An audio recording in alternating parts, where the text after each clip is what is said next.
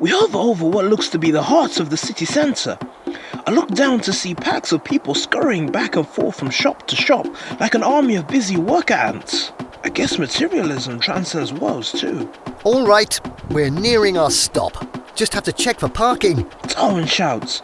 He then presses a button on his dashboard and a set of mini binoculars spring up. He leans forward to look into the eye holes.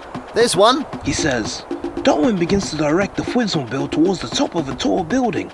The roof of the building seems to be a Fwibsmobile-only parking lot. Darwin pulls out a handheld ham radio microphone from the dashboard. Roger.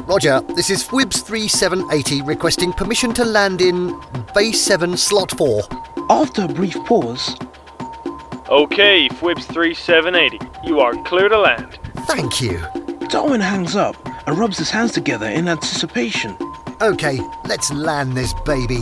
He presses a button on the dashboard to get rid of the mini binoculars. He then presses a couple of other buttons and flicks some switches before slowly lowering the Fwibs towards the parking lot. He flicks another switch and the Fwibsmobile begins to rustle. What is that? What? Why is it rustling? Oh, just look out. What? I reply, not hearing him. The wheels are coming out. He screams. The Fwibs drops down towards the parking lot. We hover, and Darwin aims for the empty slot between two of the Fwibsmobiles. He presses a button on the dashboard. The wings retract back into the inside of the Fwibsmobile. Darwin stops pedaling, pulls up the handbrake, switches off the engine, then raises his aviator shades and looks at me with a big smile. Excellent. We have arrived. He says, how is this guy not exhausted after all that pedaling? Awesome. That was kind of fun, I say. Glad you enjoyed yourself. Let's get going. Darwin unbuckles his seatbelt, stands up in the Fwibsmobile and begins to stretch. So tall. I unbuckle my belt and climb out. I take a few steps to take in the view.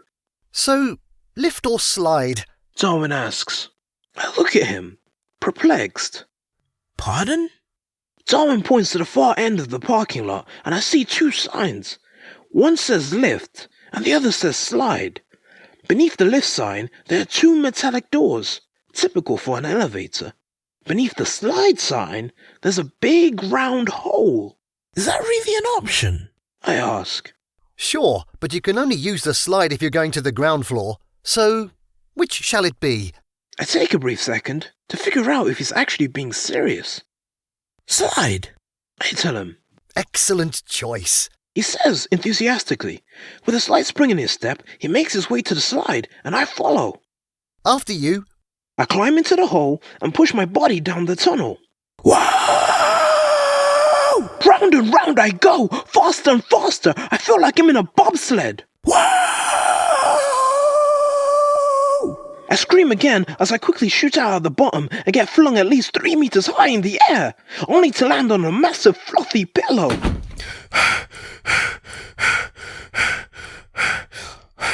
I lie there for a few seconds, breathing heavily and looking up at the ceiling.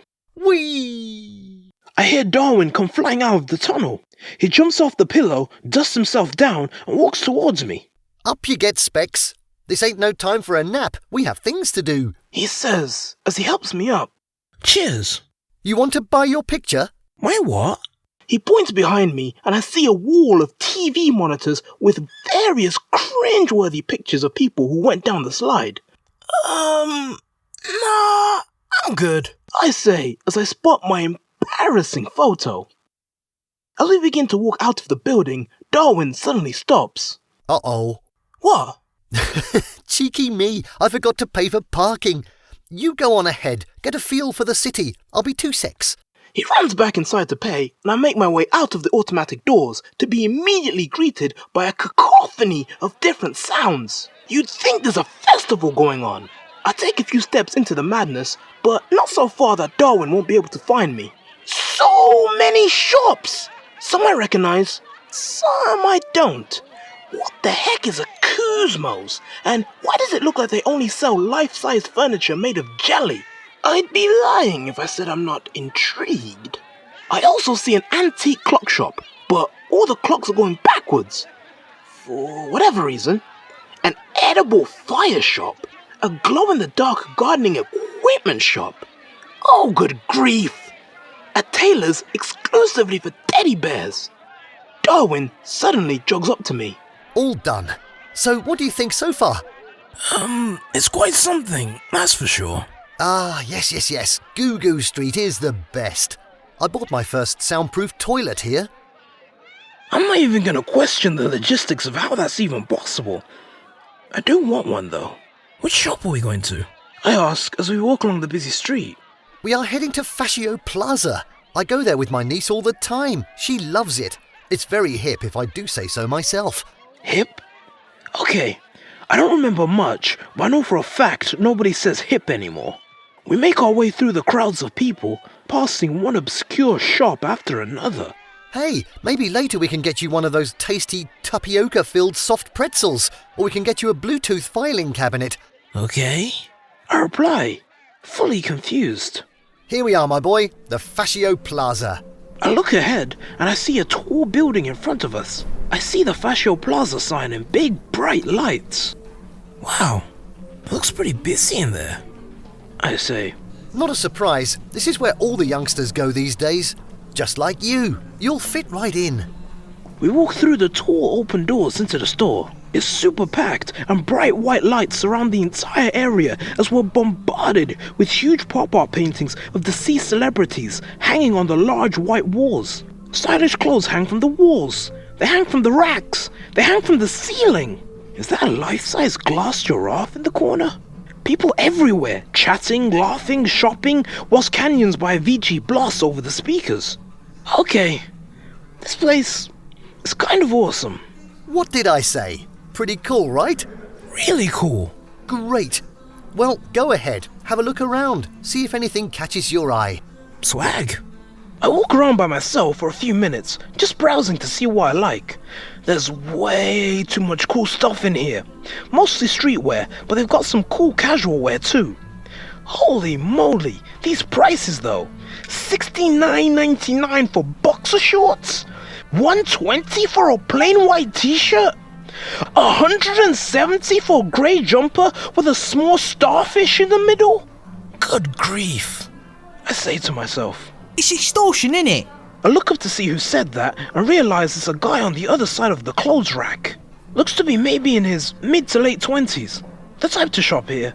Cool black beanie, stylish burgundy hoodie, glimmering diamond earrings, shiny Cuban link chain. That being said, he also does have this weird, hard to ignore, unsettling twitch in his eye.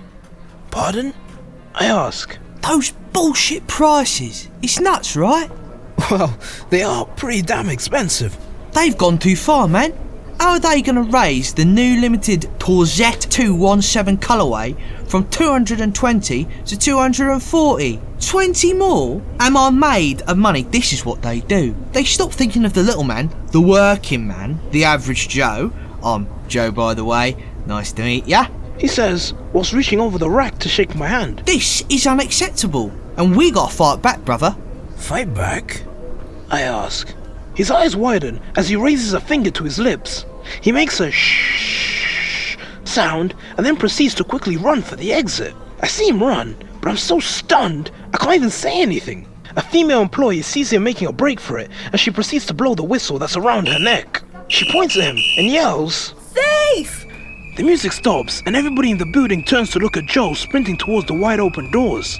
Two security guards try to tackle him to the ground, but Joe jumps over them both, one at a time like a couple of obstacles in a video game. Ring, ring, ring, ring, ring, ring, ring, ring, ring, ring, ring, ring, ring, ring, ring. The security alarm goes off as he runs out the building and bursts down the street. Darwin sees this and makes his way to the entrance. He sees Joe get further away, so out of the blue, he raises his hands in the air, flings them back a bit, whilst also slightly bending his back backwards. He then flings his arms forward, and his arms begin to stretch at breakneck speed down the street following Joe. This is insane! Darwin's arms filter through the crowd, twisting and turning around the obstacles with ease. I run up next to Darwin. His hands finally grab Joe by the back of his collar. Joe jerks backwards and lands hard on his back. The crowd cheer as Darwin makes his arms shorter so he can slowly drag Joe back to the store. It's kind of like when you click a button on a coiled tape measure to pull the tape back in. Joe isn't putting up too much of a fight, probably because his head did land pretty hard on that concrete. Darwin successfully brings Joe back to the store and then bends down to put his hand on Joe's shoulder. Now, why would you want to steal from this nice store, huh? 'Cause screw capitalism and big business, that's why. How am I ever going to get a chance to resell the shit if they keep on rising the damn prices? It's sick, He says, clearly very dazed and possibly mildly concussed.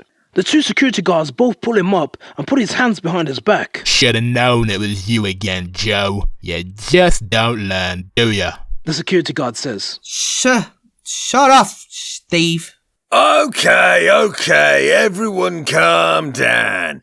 What's the commotion all about? Says a police officer who has just entered the store accompanied by his young human partner. Why did I have to mention that his partner is human, you ask? Because the police officer himself is a pig. I'm not insulting the guy, he's actually a walking, talking pig. Snout and all. Darwin smiles at the young officer. Oh, hey, Trent. Hey, Darwin. Go on. What's all this then? Well, we caught this scumbag trying to steal from our collection again. The security guard says whilst holding up the stolen coat. He nearly got away too, until this tall fella showed him what's what. The other security guard adds. Darwin, you caught him. Yep. Still got it, I see. It was nothing. How's your first month on the job going? It's going pretty good. The other day we... Vigilantism is a serious crime. Leave the police work to the officers, sir. The pig man interrupts in an annoyed tone as he scowls at Darwin. Oh, I'm sorry. I just wanted to help out. I apologise if I overstepped the mark. Yeah, well, don't let it happen again. Or next time, we're taking you down to the station too. I don't care what your position is with the mayor. Crime is crime. Come on, let's take out the trash. The pig man says as he grabs Joe by the arm. Wait, Jensen, is that you? Darwin asks as he squints his eyes to take a closer look at the pig man. The pig man continues to look at Darwin with a look of disdain.